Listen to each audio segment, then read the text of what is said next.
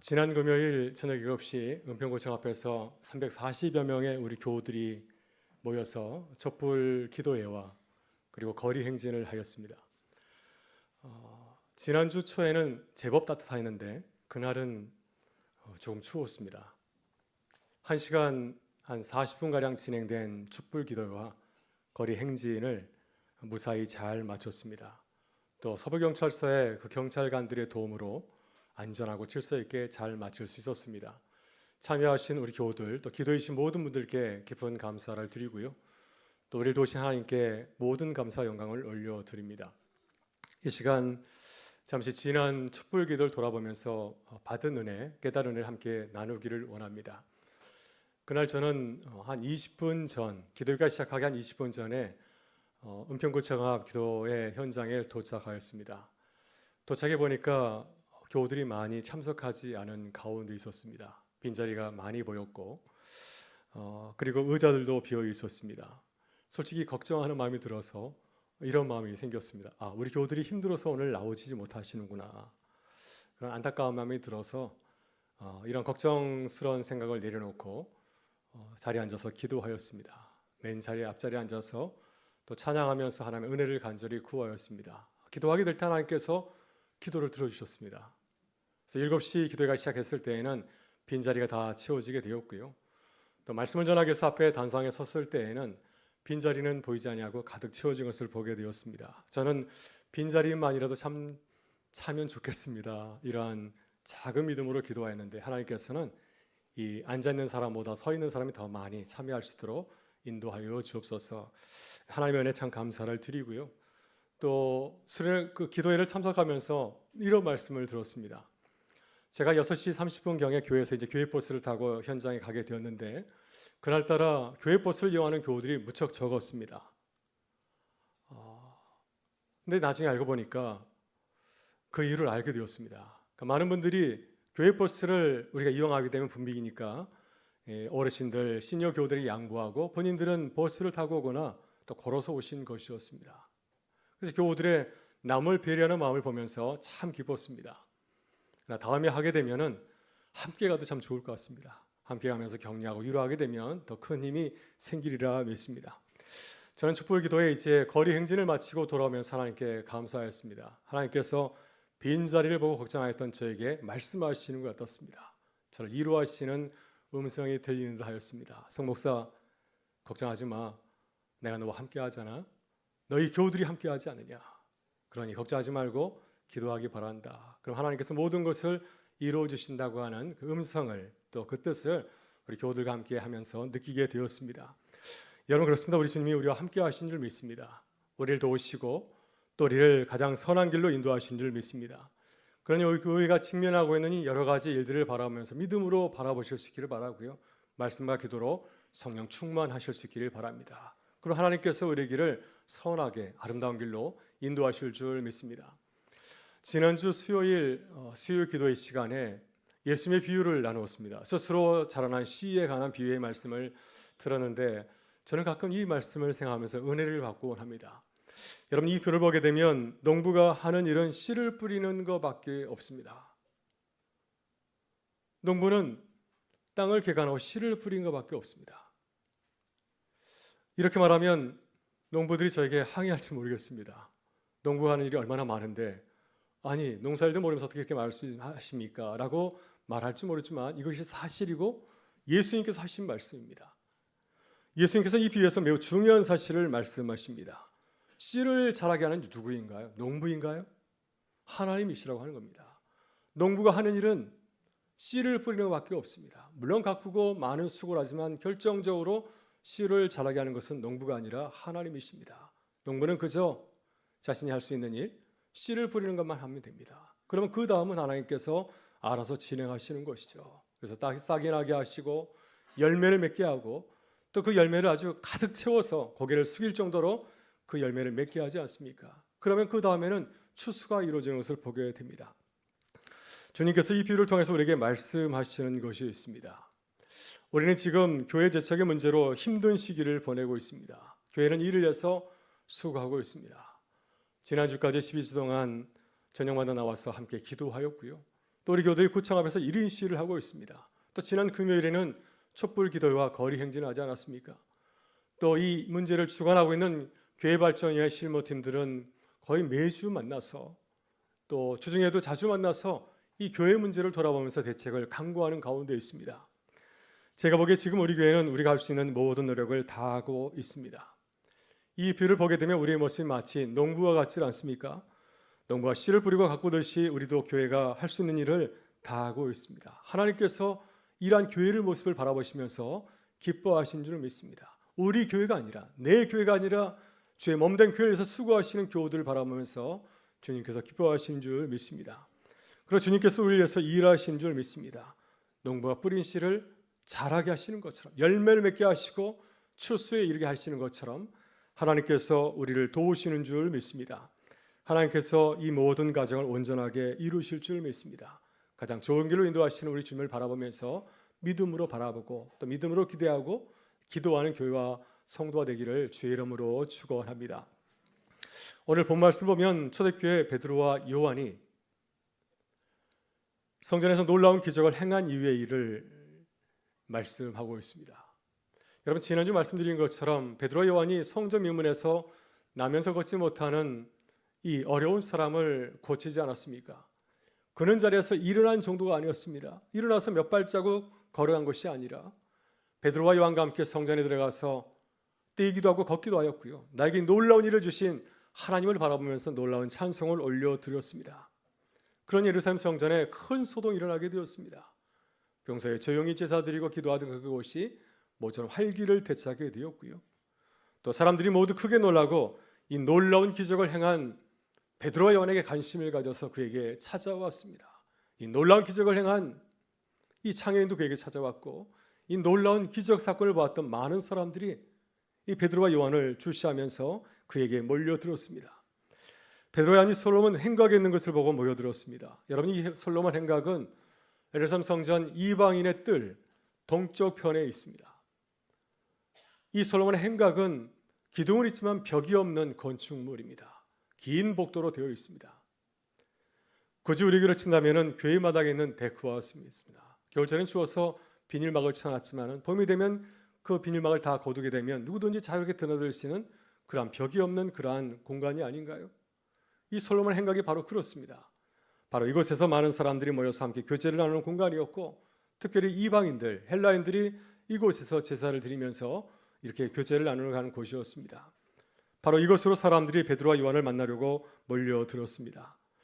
사람들은 베드로와 요한에게 몰려들어서 그들을 주목하고 바라보았습니다. 그들이 이 놀라운 기적을 행한 주인공이기 때문이죠. 11절 보게 되면 이 놀라운 기적을 체험한 장인이 그를 붙들었고 또 다른 모든 사람들도 이 기적을 알고 있는 보았던 많은 사람들도 베드로와 요한을 주변을 둘러서서 그들을 바라보았습니다. 그리고 베드로와 요한을 마치 하나님처럼 바라보았습니다. 여러분, 베드로와 요한이 이러한 놀라운 주목을 받고 어떻게 행동하였습니까? 만약 우리가 살아가면서 이러한 관심을 받게 되었을 때, 많은 사람들의 주목을 받게 되었을 때 우리가 어떻게 행동해야 될까요? 여러분, 사도행전 14장을 보게 되면 바울과 바나바가 이런 일을 만나지 않았습니까? 바울과 실라가 누스드라에서 선교하는 과정에서 걷지 못하는 그러한 분을 고쳐주었습니다. 이 놀라운 광경을 바라본 이 루스드라 시민들은 바울과 바나바를 하나님처럼 바라보았습니다. 그들이 믿고 있는 최고의 신 제우스 신과 헤르메스 그 신이 이제 사람의 몸을 입고 이 땅에 내온 것으로 생각하여서, 그래서 바울과 바나바에게 제사를 바치려고 하였습니다. 사도행전 2장 8장에도 이러한 일이 일어납니다. 바울이 이제 큰 풍랑을 만나서 이제 배가 파손되어서 멜리 섬에 머물게 되었을 때, 그때 바울이 그 섬에서 불을 피우다가 독사에 물린 적이 있습니다. 근데 바울이 독사에 물렸지만 전혀 아무런 이상이 없자 그곳 섬 주민들이 바울을 신으로 바라보았습니다.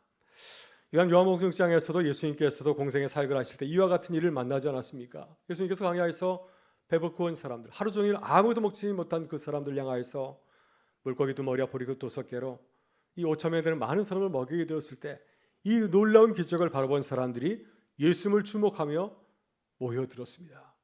그리고 주님을 왕으로 세우려고 하였습니다. 오늘 본문에서 베드로와 요한도 그렇습니다. 사람들이 그들을 주목하고 하나님처럼 대우하려고 하고 있습니다. 그들을 높이고 찬양하고 있습니다. 여러분, 베드로와 요한은 이러한 사람들의 대우를, 이러한 주목을 당연하게 받아들일 수 있지 않을까요? 왜냐하면 이 기적은 내가 행하였기 때문입니다. 내가 성전 미문에서 나면서 걷지 못하는 그 사람을 바라보고 그를 향하여서 주의의 말씀을 선포하였기 때문에 그거 일어나서 그런 것이 아닌가요? 그러니 이 기적은 내가 행한 것이고 당연히 내가 영광을 받아야 된다고 생각할 수 있습니다. 그러나 베드로와 요한은 그렇게 생각하지 않았습니다. 베드로는 이 사건을 내가 행한 기적으로 생각하지 아니하고 이 사건을 하나의 표적으로 바라보았습니다. 예수님의 이름으로 행한 그 기적을 보여주는 표적으로 바라보았습니다. 그래서 그런 이 기적을 바라보면서 놀라는 사람들에게 하나님이 행하신 일을 설명하고 복음을 전하였습니다. 여러분가 무슨 일을 할 때마다 항상 베드로와 요한과 같이 이렇게 믿음으로 바라보면서 또 주님께 영광 돌리시기를 간절히 소망합니다.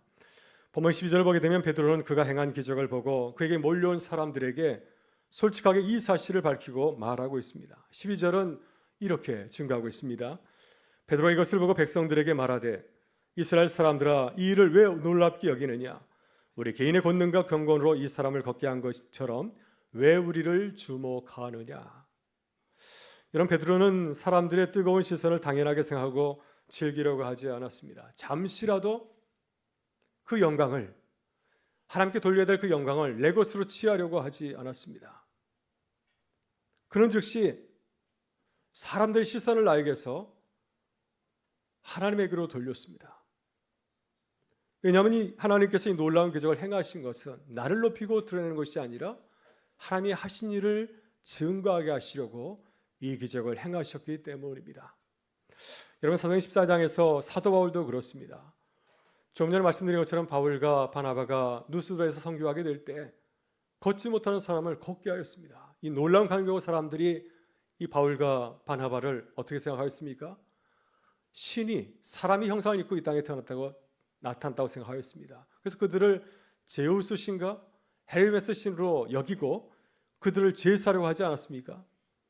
그때 바울과 바나바는 그 영광을 내 것으로 취하지 아니하였습니다.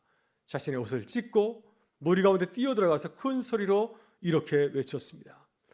여러분이 어찌하여 이러한 일을 하느냐? 우리도 여러분과 같은 성정을 가진 사람이라. 여러분에게 복음을 전하는 것은 이런 헛된 일을 버리고 천지와 바다와 그 가운데 만물을 지으시고 살아계신 하나님께 돌아오게 함이라.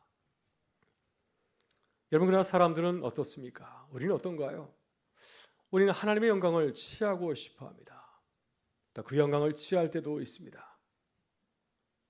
이 영광은 나를 위한 것이 아닌데, 내가 취할 것이 아닌데 내가 취해도 되는 것처럼 착각하고 오해하고 있기 때문입니다.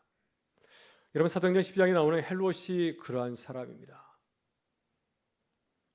두로와 시돈 사람이 헤롯 왕과 사이가 안 좋았는데 모처럼 자리를 마련하였습니다. 그래서 이제 헤롯 왕이 그들에게 연설하게 되었을 때, 헤롯이 왕복을 입고 높은 단상에서 연설하게 되었을 때 두로와 시민 사람들이 헤롯을 바라보면서 큰 소리를 외쳤습니다. 이것은 사람의 소리가 아니라 하나님의 소리다, 신의 소리다. 여러분, 두로와 시돈 사람들이 이 헤롯의 비위를 맞추려고 한 그러한 형식적인 말에 불과하였습니다. 그러나 헤롯은 바울과 실라처럼 즉시 반박하지 않았습니다. 들으라, 나는 하나님이 아니다. 찬양을 받으실 분은 내가 아니라 바로 하나님이시다. 모든 감사 영광을 하나님께 돌려라. 이렇게 반박하지 않았고 그 자리에서 그 영광을 내 것으로 취하고 즐기려고 하였습니다. 만약 헤롯이 이 영광을 내 것으로 취하였다면 얼마나 좋았을까요? 그러나 그들은 그 잠시라도 피조물로서, 피조물이 감히 하나님의 영광을 취하려고 그렇게 하였던 것입니다. 안타깝게도 하나님의 영광을 가로주셨을 때 그는 곧 주의 천사가 서서 벌레에 먹혀서 곧 죽음을 맞이하게 되었습니다. 그러나 오늘 본문에서 베드로는 그를 주목하는 사람들에게 예수님을 주목하게 하였습니다. 왜냐하면 이 놀라운 일을 행하신 주인공은 내가 아니라 바로 하나님이시기 때문이죠. 예수님께서 하신 일이기 때문입니다. 베드로의 아니 예수님의 이름을 믿고 그 이름의 능력을 선포하게 될 때 그 이름의 능력이 남에서 걷지 못한 사람을 걷게 하는 놀라운 기적을 일으킨 것이 아닙니까? 이것이 성전 유문에서 일어난 기적의 핵심이고 또 기적을 보고 놀라는 많은 사람들, 베드로와 요한을 주목하는 사람들에게 전할 복음의 내용입니다. 여러분, 왜 베드로가 이 복음을 전해야 했을까요? 왜 우리도 주님께서 우리에게 주신 은혜를 나만 소유하지 않고 많은 사람들에게 나누며 전해야 되겠습니까? 이 기적은 일회성이 결코 아닙니다. 성전 미문에서 일어난 것으로 끝나는 것이 아니고 또 나면서 걷지 못하는 사람만, 이 사람만 누리는 그러한 기적이 아니기 때문입니다. 이 기적은 모든 사람들에게 주어져 있습니다. 누구든지 베드로와 요한처럼 예수님의 이름을 믿고 선포하는 자에게 이와 같은 일이 일어나지 않겠습니까? 그렇기 때문에 이것은 일회성으로 끝나는 것이 아니라 우리 모든 교우들이 믿음을 가지고 고백하게 될 때 이와 같은 놀라운 은혜를 경험하게 되는 줄 믿습니다. 여러분, 이것이 주님께서 이 기적을 통해 보여주신 천국 복음입니다. 본문 16절에서 베드로는 이 놀라운 복음을 이렇게 증거하고 있는데요. 우리 16절의 말씀을 같이 한번 읽어보겠습니다. 그 이름을 믿음으로 그 이름이 너희가 보고 아는 이 사람을 성하게 하였나니 예수로 말미암아 난 믿음이 너희 모든 사람 앞에서 이같이 완전히 낫게 하였느니라. 아멘. 여러분, 요한복음 6장을 보게 되면 예수님께서 광야에서 오병이어 기적을 행하셨을 때 사람들이 놀라운 기적을 통하여서 주님을 새롭게 발견하고 만나기를 원하셨습니다. 주님께서 광야에서 놀라운 기적을 베푸신 것은 단지 사람들의 배고픔을 면해주기 위한 것이 결코 아니었습니다. 물론 사람들의 줄인 배를 채워주는 것도 물론 중요한 일이지만 주님의 뜻은 무엇이었을까요? 주님께서 이 놀라우신 은혜를 베푸신 것은 이 놀라운 기적 사건을 통하여서 주님을 새롭게 발견하고 우리 인생의 주인이신 생명의 떡이신 주님을 만나기를 원하셨기 때문입니다. 요한복음 6장 36절에서 주님께서는 이 오병의 기적을 경험하고도 깨닫지 못하는 많은 제자들과 사람들에게 이렇게 친히 말씀하셨습니다. 예수께서 이르시되 나는 생명의 떡이니 내게 오는 자는 결코 줄이지 아니할 터이요 나를 믿는 자는 영원히 목마르지 아니하리라. 여러분, 우리가 살아가면서 수많은 사건 사고를 만납니다. 하나님께서 우리가 매일 만나는 사건을 통하여서 또 사람들을 통해서 우리에게 놀라운 은혜를 부어주시는 줄 믿습니다. 우리가 깨닫지 못하면 그냥 지나가는 사건에 불과하고 우리는 아무런 상관없는 것처럼 보여질지 모르겠지만 믿음의 눈으로 바라보면 어떻습니까? 어떤 사건도 우리가 무관한 것이 결코 아니고 하나님께서 그 사건을 통해서 우리에게 보여주시는 크고 놀라우신 은혜가 있습니다. 우리를 향해서 말씀하시는 것이 있지 않습니까? 주님께서 이 사건들을 통해서 우리를 만나기를 원하십니다. 주님이 누구인지를 깨닫기를 원하고요. 또 주님께서 내게 주신 은혜를 주위 많은 사람들과 함께 나누기를 주님은 원하십니다. 왜냐, 우리가 주님을 만난 사건을 전하고 나누게 될 때 우리 가운데 복음의 역사가 일어나기 때문이죠. 이것이 베드로가 성전 미문에서 일어난 기적 사건을 통하여서 복음을 새롭게 전하고 나누게 하신 이유인 줄 믿습니다. 오늘 본에서 베드로는 성전 미문에서 일어난 기적 사건을 통하여서 주님의 깊은 뜻을 깨달았습니다. 사실 하마터면 갑작스럽게 사람들의 주목을 받고 베드로는 주님의 은혜를 깨닫지 못할 뻔하였습니다. 주님의 은혜를, 주님의 영광을 가릴 뻔하였습니다. 그러나 성령께서 그의 마음을 붙잡아 주셨기 때문에 그가 자로나 우로나 치주지 아니하고 믿음으로 이 사건을 바라볼 수가 있었고 또 이 사건을 통해서 주님이 주시는 놀라우신 은혜를 깨닫고 증거할 수가 있었습니다. 여러분, 베드로는 나를 향하신 주님의 뜻을 깨닫고 솔로몬 행각에 모인 자들에게 복음을 전하고 있습니다. 여러분, 솔로몬 행각에 모인 사람들이 누굴까요? 그날 에렙산 성전에 찾아오신 많은 사람들이 누구이겠습니까? 믿음으로 바라볼 때 그들은 누구였습니까? 그들은 모두 한결같이 무지한 자들이었습니다. 예수님을 모르고 살아가는 자들이었습니다. 예수님께서 행하신 놀라운 기적을 바라보면서도 그것이 누구인지를 모르고 베드로 요한을 바라봤던 참으로 무지하고 무능한 자들이었습니다. 더욱이 그들은 십자가에서 죽은 예수님을 하나님의 저주를 받은 자로 생각하지 않았습니까? 그러니 주님을 구주로 영접하지도 못하고 자신에게 주어진 삶을 주를 위해 살아가는 것이 아니라 내 생각과 내 뜻대로 살아가는 참으로 무지한 자들이었습니다. 만일 그들이 주님을 만나지 못한다고 한다면 성전 미문에서 40년간 사람들에게 동정을 구하였던 그 사람과 다를 바가 무엇이겠습니까? 아무리 이 세상에서 아무렴다운 삶을 살았다 할지라도 주 앞에 서게 될 때 주님을 알지 못한다고 한다면 그가 이 성전 미문에서 구원했던 사람과 다를 바가 무엇이겠습니까? 그러나 그들이 복음을 듣고 달라진다면 어떤 일이 일어나게 될까요? 그들도 베드로처럼 베드로 자신도 놀라게 달라질 것입니다. 여러분, 베드로도 그들과 같았습니다. 주님을 알기는 알았습니다. 3년 동안 주님을 따라다녔으니 주님의 제자로서 주님을 다 안다고 할지 모르겠지만, 그러나 성령으로 새롭게 거듭나기 전에는 육적인 사람에 불과하였습니다. 그래서 주님을 3번이나 부인하였고 배신하였고 또 저주까지 하지 않았습니까? 그런 베드로가 성령의 은혜를 입고 새롭게 주님을 바라보게 되었을 때 완전히 달라지게 되었습니다. 오늘 본문이 그 사실을 증거하고 있습니다.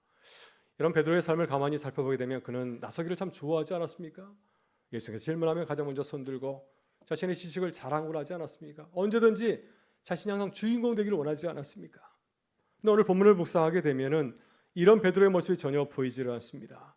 자신의 모습을 철저하게 감추고 낮추고 있고요. 베드로는 이제 어떻게 달라졌습니까? 나보다는 주님을 생각하며 주님의 이름만 높이려고 하고 있습니다. 베드로는 솔로몬 성각 행각에서 자신을 주목하는 사람들을 바라보면서 자신의 과거의 모습을 발견하였을 것입니다. 나도 저들과 같았지. 나도 저들처럼 세상을 바라보았지. 주님께서 나를 만나주지 않았다고 한다면 나도 저들과 같이 살아가지 않겠습니까? 그러나 주님께서 나를 만나주셨기 때문에 이 많은 사람들이 놀라운 기적을 행하고 주님의 복음을 증거하는 자로 새롭게 거듭나게 된 것입니다. 그래서 저들도 나와 같이 변하게 된다면 나와 같이 복음을 전하는 증인으로 새롭게 거듭나지 않겠습니까? 이렇게 베드로는 그들을 통해서 자신의 모습을 새롭게 깨닫고 주님이 베푸신 은혜에 크게 감격하였을 것입니다. 여러분, 베드로는 그가 경험한 것처럼 솔로몬 행각에 모인 사람들도 주님을 새롭게 만나기를 바라는 마음으로 그들에게 복음을 전하고 그들을 복음의 자리로 초대합니다. 17절 이하를 보게 되면 베드로가 그들 향해서 이렇게 복음을 전하고 있는데요. 우리 17절부터 19절의 말씀을 같이 한번 읽어보겠습니다. 형제들아, 너희가 알지 못하여서 그리하였으니 너희 가이들도 그리한 줄 아노라. 그러나 하나님이 모든 선지자 입을 통하여 자기의 그리스도께서 고난받으실 일을 미리 알게 하신 것을 이와 같이 이루셨느니라. 그러므로 너희가 회개하고 돌이켜 너희 죄 없이 함을 받으라. 이같이 하면 새롭게 되는 날이 주 앞으로부터 이를 것이요. 아멘. 네, 오늘 베드로는 그 많은 사람들에게 이렇게 복음을 전하였습니다. 그가 전한 복음의 내용이 무엇입니까? 회개하고 돌아서면 제3의 은총을 누리게 될 것이라고 하는 것입니다. 그리고 이렇게 하게 되면 자기의 죄의 모든 죄를 사하시고 주님을 영접하게 될 때 새롭게 되는 날이 임할 것이라고 말씀하고 있습니다. 예전 성경에는 새롭게 되는 날을 상쾌하게 되는 날이라고 이렇게 번역을 하였는데 우리 성경에서는 새롭게 되는 날이라고 말씀하고 있습니다. 여러분, 새롭게 되는 날이 무슨 뜻일까요? 우리의 몸과 마음이 새로워지고 우리의 삶에 주님이 주시는 기쁨과 감사가 충만하게 넘치는 그런 삶을 말하지 않겠습니까? 이것이 복음이 우리에게 주는 놀라우신 은혜입니다. 이런 메시지 성경은 이 베드로가 전한 이 복음의 말씀을 다시 새롭게 이렇게 전하고 있습니다. 이제 여러분의 행실을 고칠 때입니다. 하나님께로 돌아서십시오. 그리하면 그분께서 여러분의 죄를 씻어주시고 축복의 소나기를 쏟아 부어 여러분을 새롭게 하시며 여러분을 위해 예비하신 메시아 예수를 보내주실 것입니다. 아멘. 네. 베드로가 주님을 3번이나 부인하였더니 베드로가 이렇게 놀랍게 복음을 증거하였습니다. 그때 어떤 일이 일어나게 되었습니까? 많은 사람들이 그 복음을 거부하고 베드로를 배척하는 그러한 배반의 역사가 일어났습니까? 전혀 그런 일은 일어나지 않았습니다. 오히려 그 자리가 많은 사람들이 복음을 받아들이는 전도 역사가 일어나게 되었습니다. 성령께서 이 사람들의 마음에 감동을 주셔서 주님 놀라운 일을 이루게 하셨습니다. 많은 사람들이 복음을 받아들이고 결신한 날이 되었는데요. 사도행전 4장 4절을 보게 되면 그날 말씀을 듣고 믿은 자가 남자만 5,000명이나 되었다고 증거하고 있습니다. 어떻게 이런 일이 일어날 수 있을까요? 어떻게 이런 일이 일어날 수 있겠습니까? 그것은 베드로가 믿음으로 바라보았기 때문입니다. 하나님이 하신 일을 바라보면서 복음을 증거하게 될 때 이와 같은 놀라운 성령의 역사가 일어나게 된 줄 믿습니다. 우리에게도 이러한 복음의 역사가 일어날 수 있기를 바라고 기도하기를 소망합니다. 여러분, 우리 교회도 베드로와 요한처럼 사람들의 주목을 받고 있습니다. 불편으로 교회를 바라보기도 하고 걱정하기도 하고 또 비난하는 가운데 있습니다. 우리는 교회를 어떻게 바라보시나요? 여러분, 베드로와 요한처럼 믿음으로 바라보고 기도하실 수 있기를 바랍니다. 우리를 통하여서도 복음을 전하게 해달라고, 하나님이 하신 일을 보고 증거하게 해달라고 간절한 마음으로 기도하기를 원합니다. 우리가 믿음으로 바라보며 믿음을 기도할 때 하나님께서 역사하시는 줄 믿습니다. 베드로처럼 주님을 높이고 주님의 이름을 높이고 또 우리를 주목하는 사람들을 긍휼히 여기고 기도하실 수 있기를 바랍니다. 그래서 주님께서 행하신 놀라운 복음을 전하고 선포하는 은혜가 함께할 수 있기를 주의 이름으로 축원합니다.